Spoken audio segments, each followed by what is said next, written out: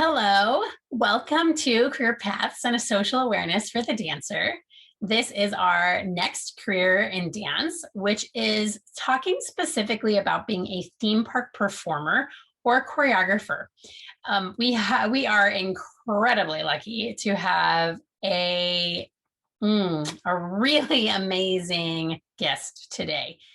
Our guest worked as a performer and then has kind of just slowly worked through the ranks and is now an executive with the Disney company.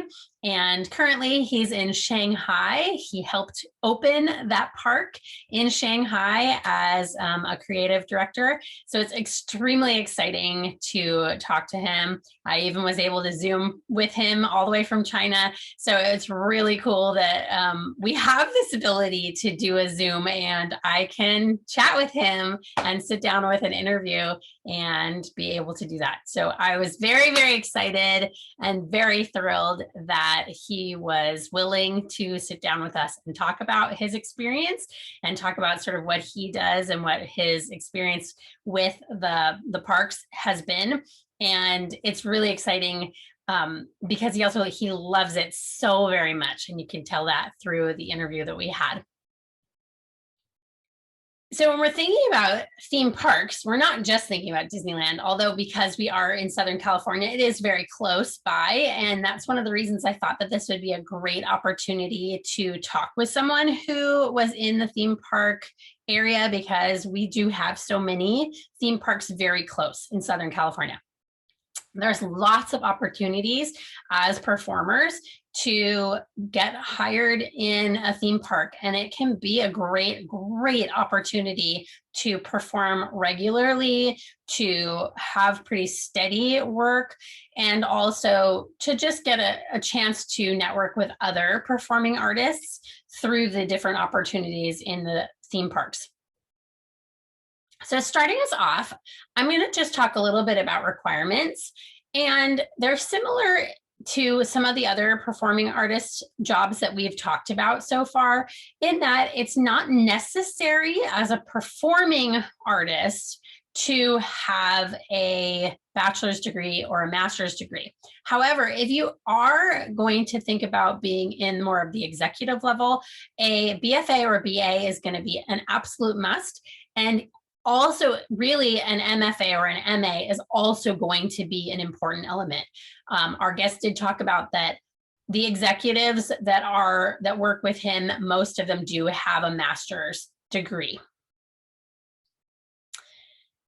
But getting started, the other thing that's really neat about being a theme park performer is that it actually gives you an opportunity to start working at a relatively young age. A lot of the theme parks do hire at 16. And so that gives you an opportunity as a young performing artist to start getting a lot of experience in performing, and especially interactive type performing, because at Disney and at other theme parks, you're so up close to people with parades and even meet and greets, that you're going to have the experience of not just performing where you can't see the audience, but you can actually interact with those that you're performing for. So some of the requirements to get a job in a theme park are being versatile. Having versatility is going to be an extremely important element with being hired, because theme parks tend to want to keep sort of their foot on the pulse, and they're up to date with the types of dance forms that are current and that are really important in that moment. But they're also going to be wanting something to be very classic looking and going to be able to live for a long period of time in the choreography, as well as cross the experience for different people. Because frequently theme parks are visited by not just local people, but in addition to a nationwide, worldwide viewpoint, the choreography is going to need to reflect that. And it's going to have the feeling of there's a little bit of this, and there's a little bit of this, and there's a little bit of this, and there's a little bit of this. So the versatility is going to be really, really important. You may also even have like a little specialty, kind of like when we talked about with commercial dancers, but at the same time, you want to have that little flavor that's yours, as well as being very versatile with many other forms of dance. Also, when you are a theme park performer, personality is going to count huge. It's going to be a huge amount of what your career is. You want to have a personality that shines through, not something you put on, but something that is part of who you are as a performer, that is able to really be a part of what is infused in your work. Also, a sincere passion. When I speak about passion, it's one thing to say, oh, I'm really passionate about what I do, but it really is about loving it, feeling it, and really understanding that that's what you want to do. So deciding that you want to go into being a theme park performer, one of the things is make sure that you really do love it, or be involved with it for as long as you do love it. But don't necessarily feel like you have to stay there if you're finding that, well, I'm having a hard time with this, or I'm not really liking this. Find either the passion that you have for it, or move on. You can always come back. One of the things about passion that I want to highlight from what our guest talked about is he was talking about that one of the things for him is that he always loved doing what he was doing in the moment that he was doing it. And I think that that's actually a really, really important idea to highlight, to make sure that we understand that when you are thinking about being a theme park performer, that it's not necessarily looking forward to, well, if I do this, and what if I do this, and what if I do that? Instead, it's having an enjoyment for what you're working on in the moment, and truly, truly letting your love of it show through and be in the moment, be present with it. You're not trying to put anything on. You're not trying to put a character into place. Part of what you're doing is being you, showing your personality, and then making sure that it fits with what you're performing.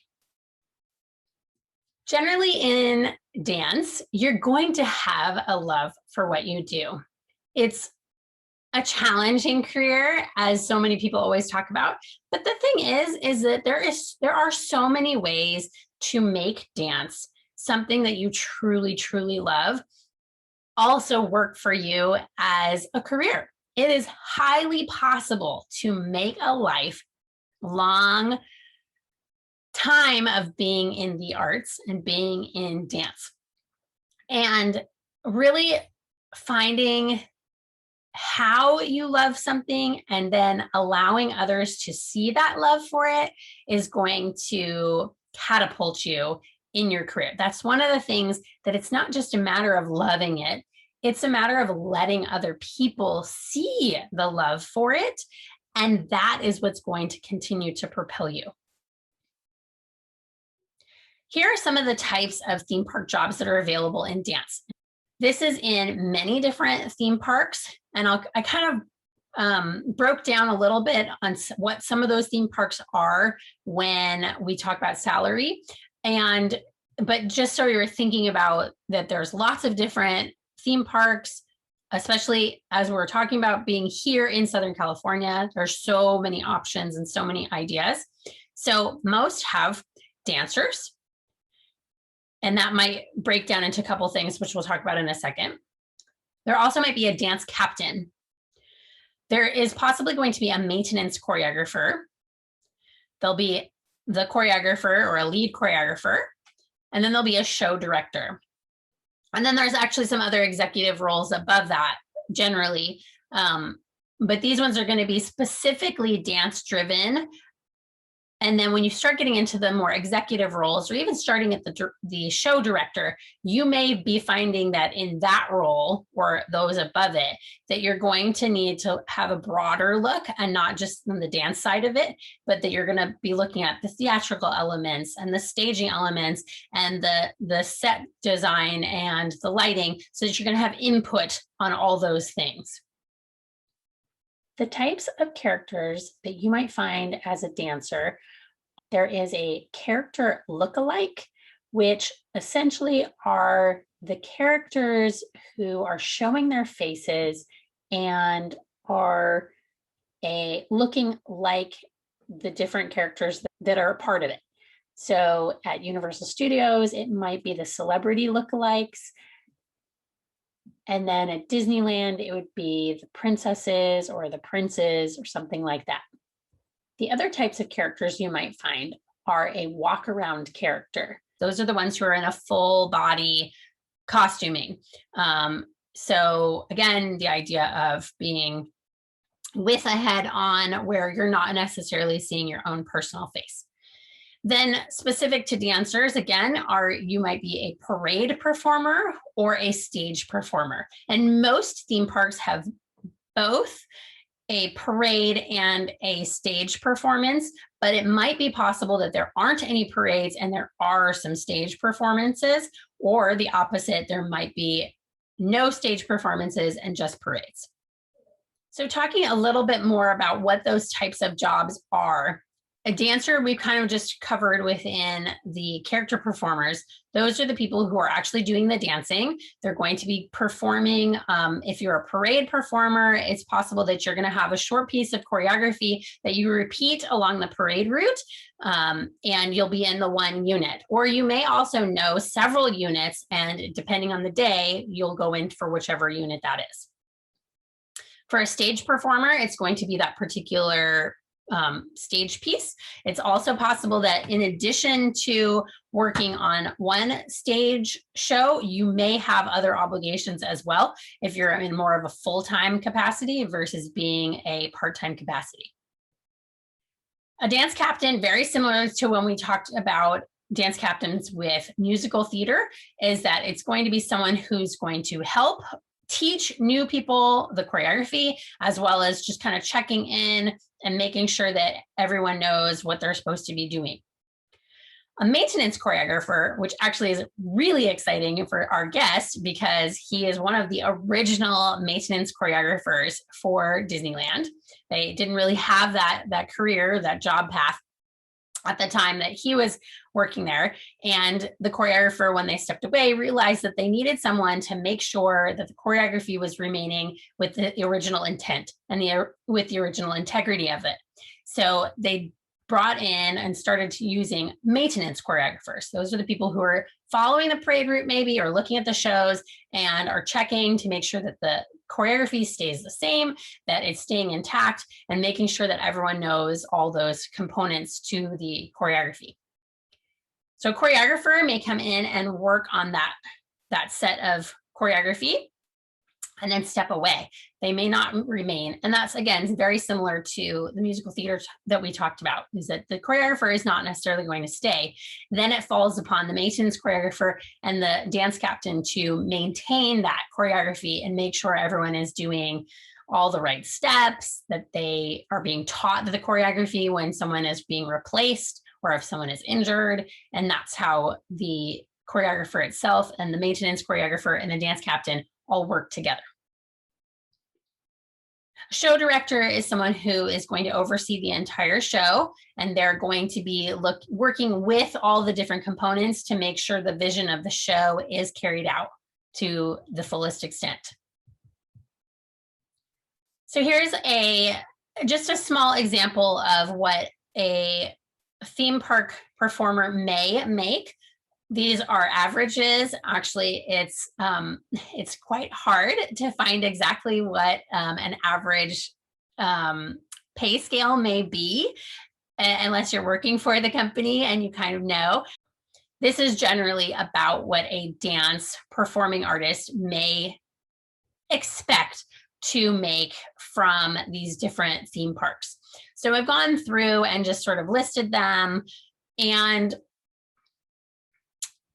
a performer may range. You may be, again, on sort of a part-time basis, or you may actually even be employed as a full-time employee. So considering that when you're looking at being a theme park performer. Also, I've listed sort of an average. Again, this is both an average for US choreographers in general. That's not necessarily for theme parks, as well as this is what is potentially possible to be made as a theme park choreographer if you are working for a full year. So along with our guest, I actually just wanted to give you some information about something I had as a career, or not a career, I guess I could say it was a job. Is I was a theme park costume character. And so I did experience sort of what this generally was. For my own personal experience, I worked at Universal Studios and was a costume character there, and really enjoyed my time as a costume character. It was really both very fun and it was an enjoyable experience. You're, as a costumed character and also as face characters, at least for that job, you're on for a certain amount of time and then you're off for a certain amount of time. So you basically, and it depends on how hot it is outside. In Universal City, it can be quite hot. So they have sort of varied times. On 30 minutes, off 30 minutes is the sort of norm.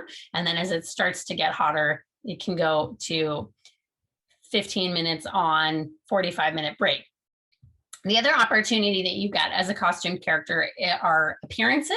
So not just working inside the park itself, but working at special events. And that was also a really great opportunity as a character. So you're going to go, you check out your costume, you drive to whatever the event is, you are at the event in the same kind of way that you would be at the theme park in terms of your break and your on time. And then you would come back and check in your costume again.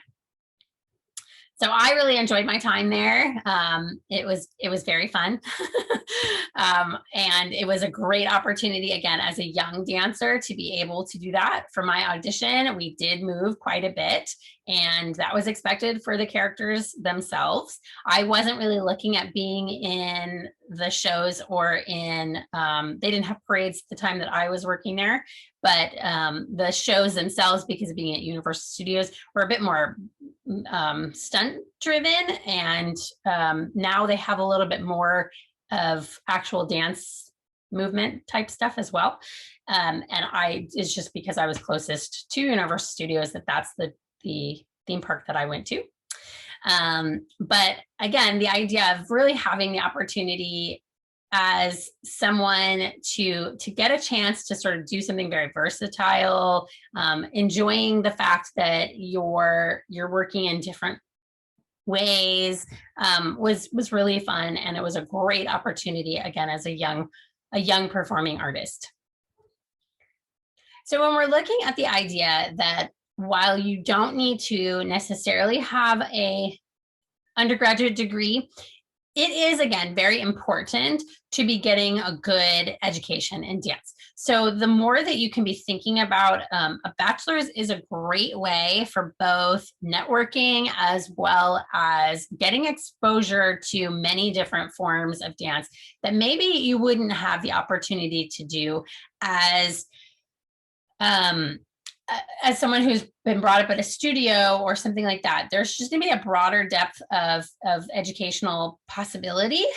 So you want to explore those. And especially anytime that something comes up that gives you a chance to do something in a style that you haven't done before, take the opportunity to do that. The more that you can get an experience and an exposure to different forms of dance, the better off you will be. And that's especially as a commercial performing artist, as well as a theme park performing artist, as we're talking about specifically. Just the more that you can do, the better off you will be, even with a little tiny bit of an exposure to that one form. And you may even like it so much that you go, you know what, I want to keep going in this. That's good.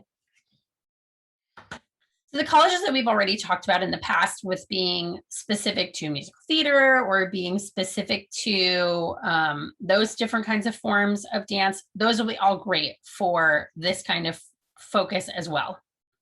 Those undergraduate degree programs are really great, and that would be great for this one too. The musical theater aspect of things and the other types of dance that we've discussed will really help.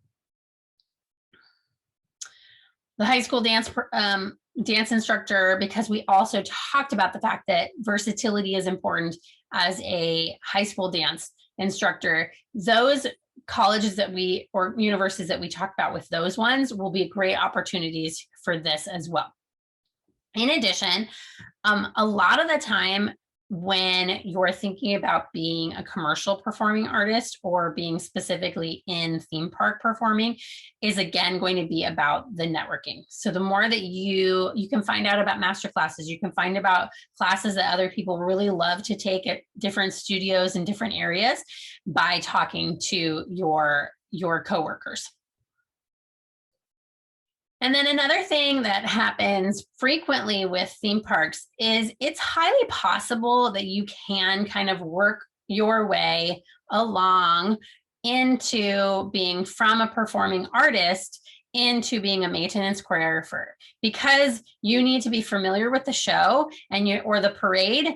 It's very likely that those maintenance choreographers are going to be people who were performers with either that parade or with the shows or with the company in general. And then in addition to that, once a company sees how well you work as being a more lead role within the maintenance choreographer, it's very possible that they will allow you to start doing some choreography as well. Now, it's also highly encouraged with companies that are theme park related, that you may start off as a performer and then they may encourage you to go get more education, to go do something else that's performance driven. And then if you're interested in coming back to the company, you're coming back to the company at that point in time. So think about the fact that it's possible to be part of a company and then leave and then return. And when I'm saying company, I mean like a resort or the overall the overall company that we're talking about with theme parks. So it's highly encouraged to go and get some more exposure and go and do some other performing and get some outside theme park experience if you also want to be able to continue in the theme parks in general. So I would like to welcome our special guest, Denny Newell. And I'm just so excited. I had a chance to work with Denny in a performing capacity for many years. And that's how we knew each other. And it's exciting to watch how much he has just been able to really embrace his passion and embrace what he loves to do with being at Disney.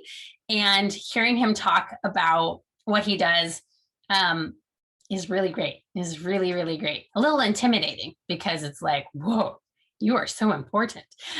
But at the same time, just awesome to know someone personally and just see how wonderful and how fruitful a career can be with something that he's passionate about. And that is exactly what we want to make sure that you're thinking about, is that you can too. Not necessarily along the same path. When we are looking at hearing from our guests, they're giving a little bit about their own personal experience, but realize one of the biggest things to understand is that everybody has their own path. And that's what makes dance difficult as well as rewarding, is that we all have our own path on how we arrive at where we are supposed to be in dance. So remember that if you're looking at someone and going, oh gosh, they got this really great gig, or, oh, they did this to get to that, maybe I need to do that too. That's not necessarily the case. So realize that one of the really important things is just be present, be open, and be flexible to what is your own path, realizing that what is supposed to happen for you is exactly what is going to happen for you.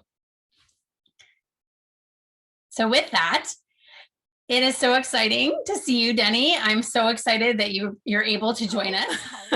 Hi, Denny. It's so good to see you. Hey, Shanti, how are you? Good to see you. Yes, good to see you. All the way in China. So cool. Shanghai.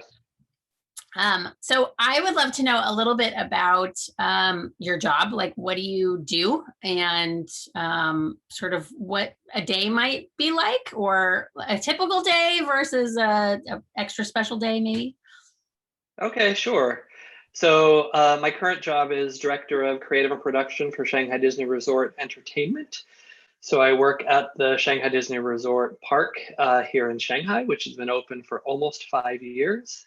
In my role, I lead the creative and production team, which is about 40 entertainment professionals. And as the name implies, it's divided into two sections. I have the production team that consists of production managers, producers, production assistants, and stage managers. And then on the creative side, I have the creative team. So I have an art department, choreographic staff, show directors, and a music department that all report up to me as we create all of the shows and special events for the park. When the park opened, we had several different teams working on the base program. So we had 4 stage shows, a parade, a nighttime spectacular, and there were separate teams.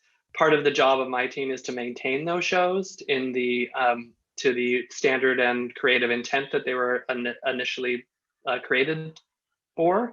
And then the other part, what kind of takes up the majority of the team, is all of our special events. So we celebrate we have 5 different major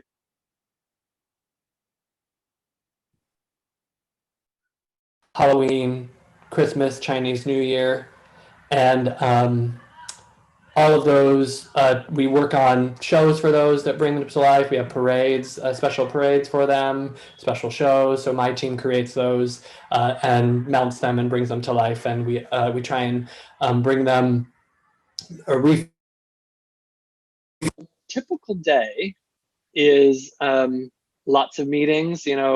As the leader of the team, I'm looking ahead for what are we gonna do in the next year.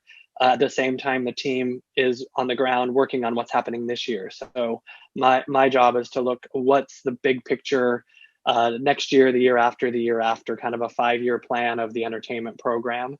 And then a non-typical day would be when I get to be in the field. So the team will be working on the rehearsals, and I'll go to rehearsals in the rehearsal hall to kind of see where they're coming and how the creative vision is coming to life. And then as with any Disney park, we're open 365 days a year. So when we're rehearsing something in the park, we have to do it either before the park opens or after the park closes.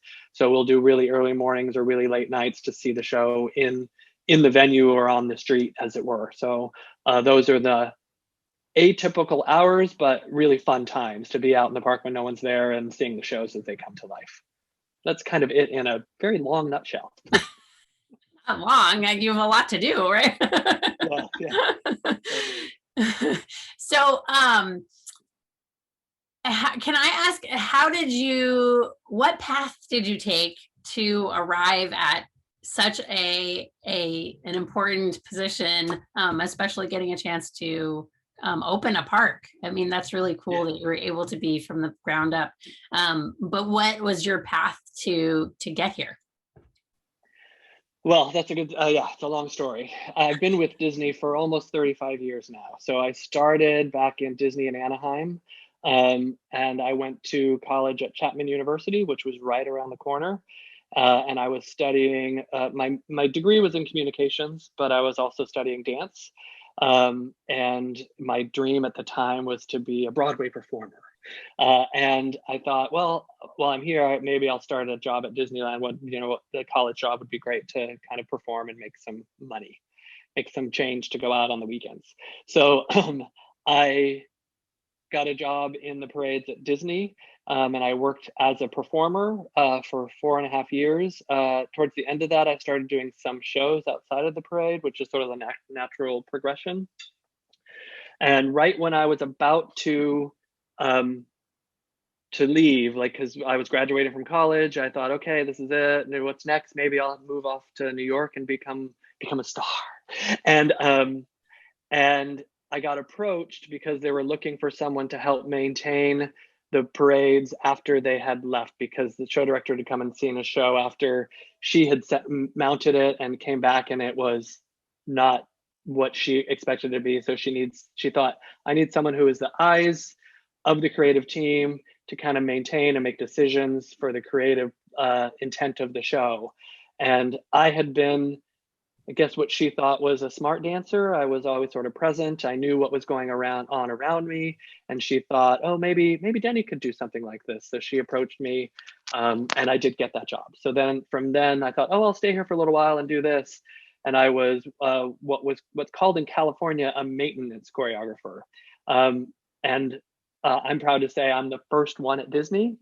With me and a friend of mine, Kim Caston, and we were the first two official maintenance choreographers, and that was our job, to maintain the choreography that had been set. The fun thing of the story about that is now they're everywhere. They have different titles. Here in Shanghai, we have a team of them, and they're called staging assistants, but they do the same job that kind of we created way many years ago. But in that job, I got to work with lots of different choreographers and show directors, and then I got to choreograph my own stuff. And then from there, I started to show direct my own stuff, and I just sort of moved up that way. And then about 8 or 9 years ago, I had done some projects internationally. I'd gotten to go to Hong Kong and do some Halloween shows for them, and I've been to Florida.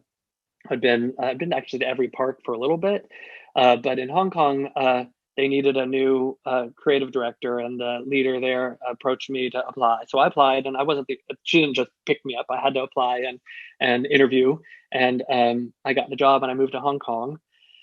And then while I was in Hong Kong, obviously the announcement had been made that they were opening Shanghai, and the same leader actually had moved to open Shanghai. So she approached me again, and once again I applied, and other people had applied, and I got the job, and I moved over this as a lateral position, the creative director, when it opened. So I was only on the creative side of what we talked about. And then they saw that, again, I kind of knew both, and they wanted to bring those two together. So about 4 years, I got promoted to the director of creative and production to lead the whole team. So it's just sort of a process.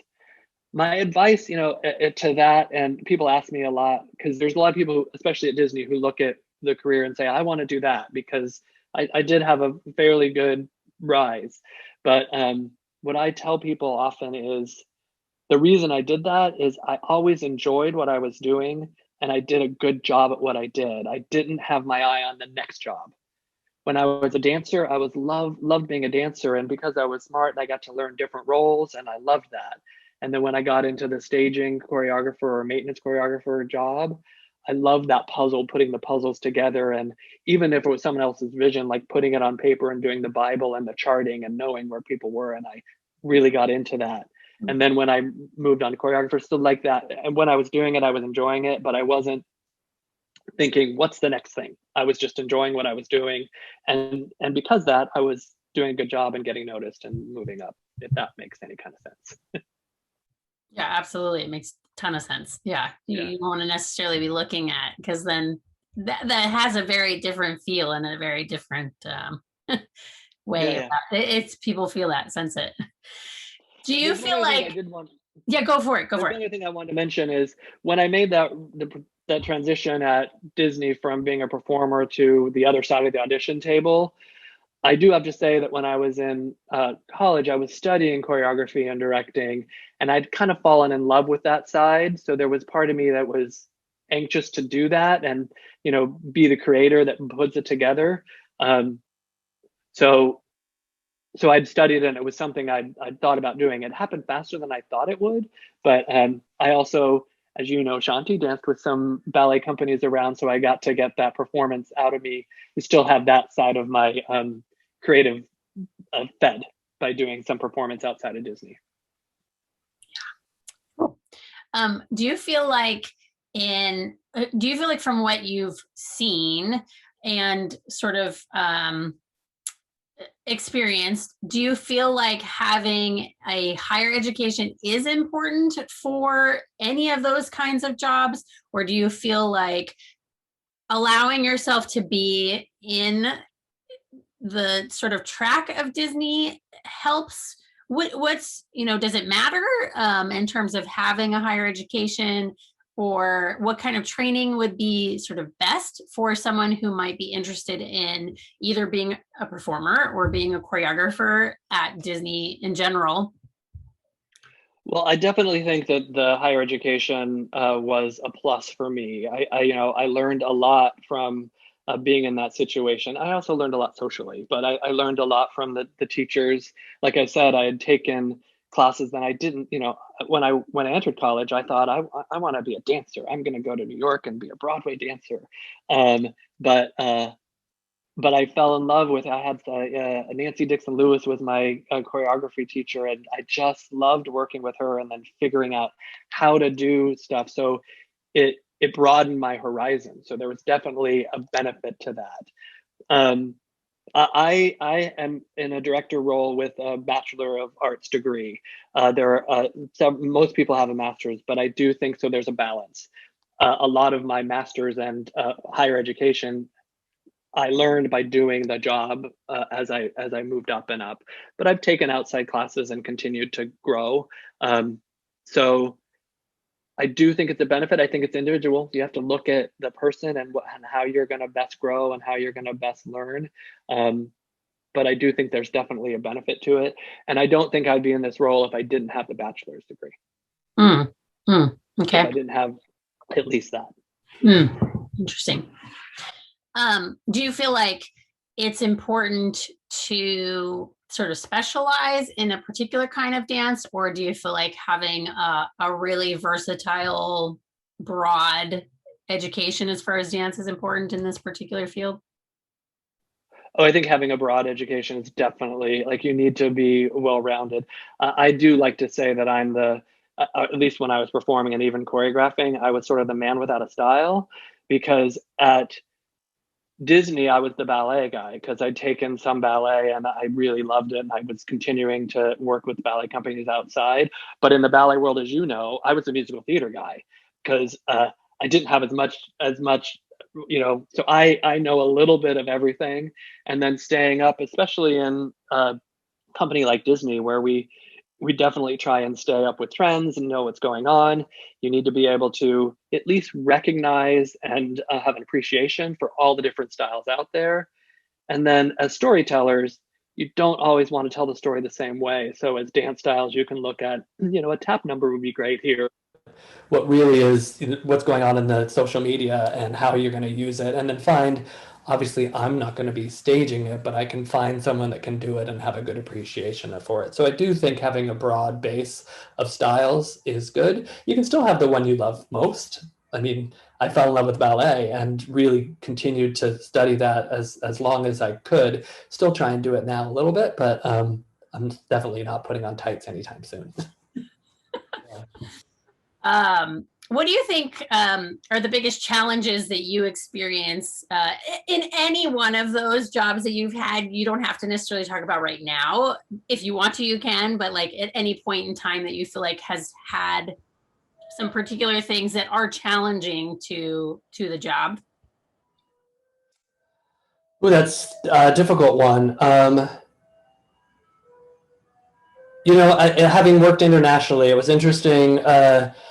And I don't know if it's a challenge, it's more of a learning process, and it definitely growth for me, was how dance and theater is not only studied, but appreciated in different cultures. My first international full-time assignment was Hong Kong, and I was there for 2 years. And it was interesting. It was similar. It had been a British for so long. There was a lot of similar Western um, sensibility. So it was similar, and they did study dance, and a lot of our performers were Filipino, and there was this passion behind what they did. But even, I was in a leader role, and I had direct reports that were both choreographers and show directors, and I did learn the difference in, I came from America where everybody speaks their mind, no matter what your level is. And I would have an art director bring in a couple of ideas for a piece, and I learned early on that as a leader in that culture, I couldn't tip my hand to what I liked if I wanted to know the opinion. So I would have to say, "Oh, those are great. Which one do you like?" So that they could defend what they really liked, and then we could have an open conversation about which way we should go. And that was the same with choreographers and the like. And then here, moving to China, that was similar. In the sort of hierarchy, like what the boss is what we do, and you don't. But I learned how to deal with that. The study of arts was a little different here. We have some great dancers. They have studied all their life, and they're amazing. Technical dancers. What we needed to figure out was find people that are passionate about it. People like me that may have not studied my whole life, but when I found a passion for it, I dove in and I did it because I love it. So finding people that were that good and still loved it, and then how do they show that love when they're performing for our guests? And I have to say, I think we've been successful. We thought it was a challenge at the beginning. One of our very first events we did before we opened, I remember the first time we had the whole cast there and I did the first speech, they all kind of looked, and it was through a translator, but they were all kind of looking at me like, who is this crazy guy? And I thought, I don't know if this is going to work. Like, what are we going to do? And by the end of this event we were doing, they got it. You could see the click, and they were enjoying it and finding the joy in it, and that's what really helps us, come to the happiest place on earth. And you want to see happy people doing what they love. So, so I think the challenge was figuring out how to make that and how to ignite the passion inside the performers and the artists that are here. And then understand that in this role, even where I am, you need to have a passion behind it. You need to love what you're doing, because that's what makes you see it in the product afterwards. That's neat. Yeah. So I mean, in some ways, I feel like you probably touched on it. What do you feel like have been your biggest rewards? I do have to say, I'm lucky to have been with a company that I love and I believe in what they're doing. I understand the why, and we have this sort of joke that if you're ever having a bad day, because it's a job, and there are days that you're frustrated, and there are long days, and do I want to leave my family and go back to work and do this again? But if you ever have that frustrated, just see, you follow the parade. So we do the parade down the parade route like in any other Disney park. And if you're having a bad day, you can just walk and see the joy that what we do brings people. So that's rewarding. I have shows that I'm really proud of that we've put together, shows in California that I'm still really proud of that I like. And then some of the seasonal stuff we've done here, it's just with the team here, like having this small sort of new to Disney and the process, sort of get behind it and pull it together. It's really fun to see. So yeah, similar to the last answer, it's having that passion and seeing it come to life, and then seeing the guests resonate with it in every market that we are in. That's neat that you've been able to see it in different places internationally, and that knowing what Disney can do. It sounds like it's the same feeling that all the guests have, whether you're in Anaheim or Florida or Shanghai. So that's pretty cool. Yeah, it's interesting, and it's interesting to see, especially opening the park and being here for we're almost 5 years old now, and seeing how the marketing message here is ignite the magical dream within your heart, because we want people to come here and it's that young at heart and enjoy. And to see we have a fairly large local fan base now that have kind of adopted. There's differences, but that's really makes it fun and interesting. Like the Anaheim tends to be like a locals park, right? But and then there are other parks that aren't that, right? There's a lot of parks that are mostly draw tourists. Yeah. So that's an interesting element too, in terms of people who come frequently, and then those who just come for that holiday. Yeah, yeah, definitely. And yeah, Anaheim has always been local. You know, there's lots of people that drive to it, and Florida was more of a destination. Anaheim has tried to kind of capture both with the second park and more of a resort feel. Shanghai was built that way. We have 2 hotels and the park. But you know, the interesting thing is the world we're in now with COVID.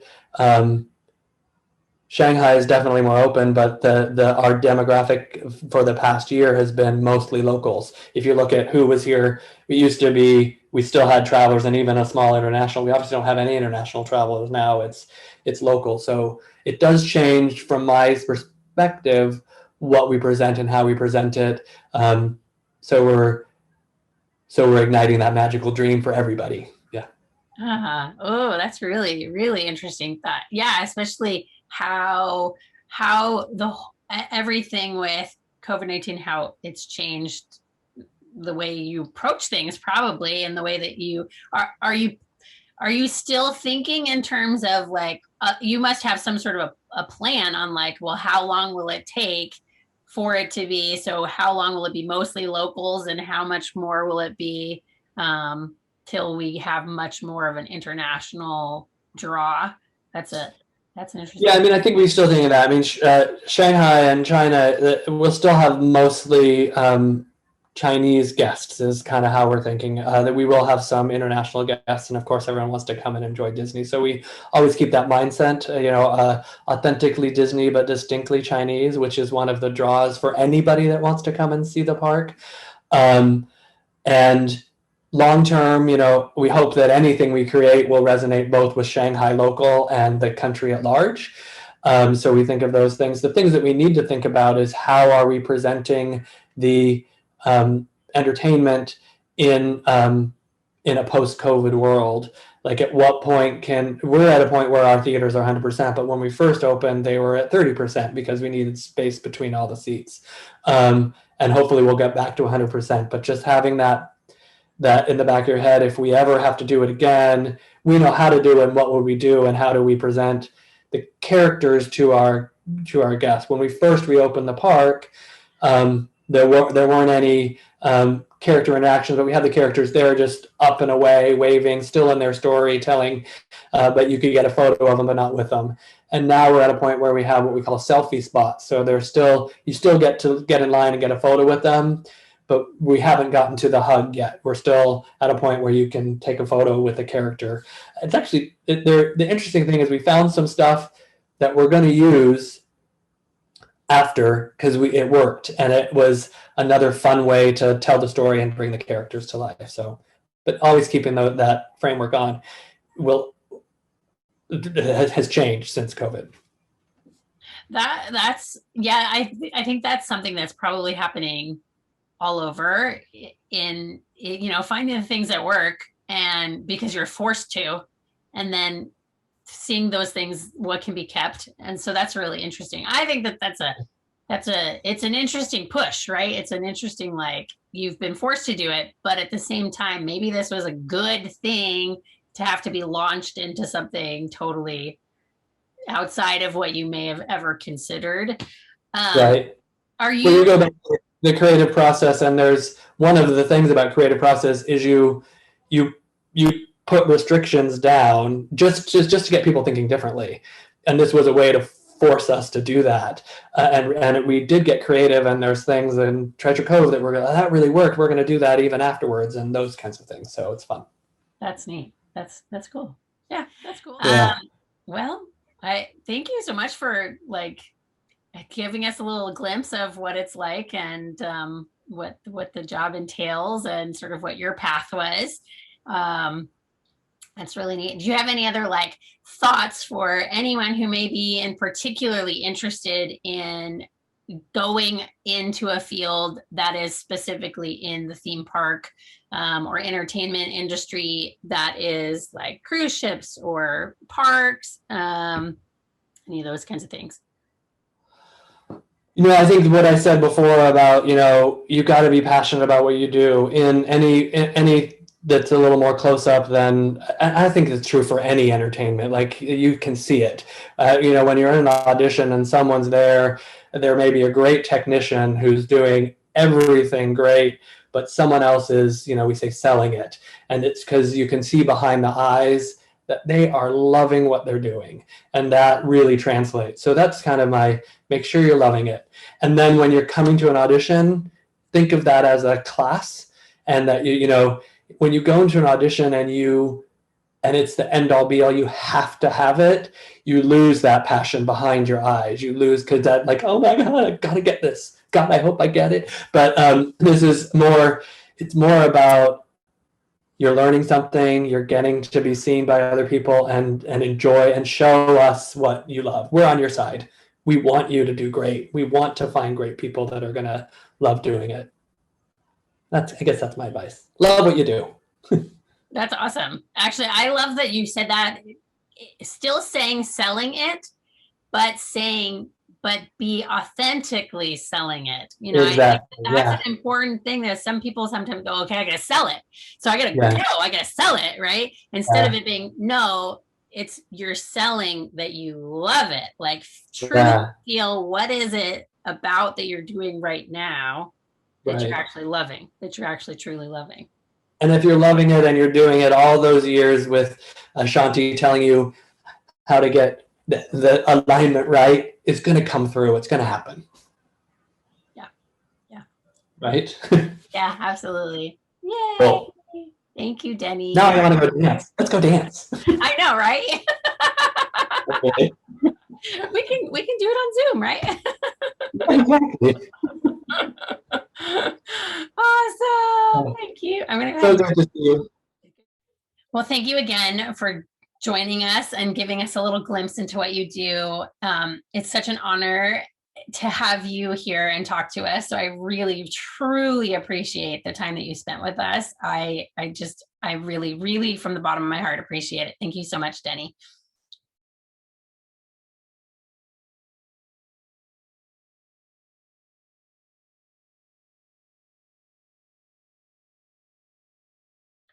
Join us next time on Career Paths and a Social Awareness for the Dancer. Our next career is going to be a dance movement therapist. This will be very exciting to hear a little bit about how that's different from being a physical therapist and being specific to being a dance movement therapist. So thank you again. Join us next time.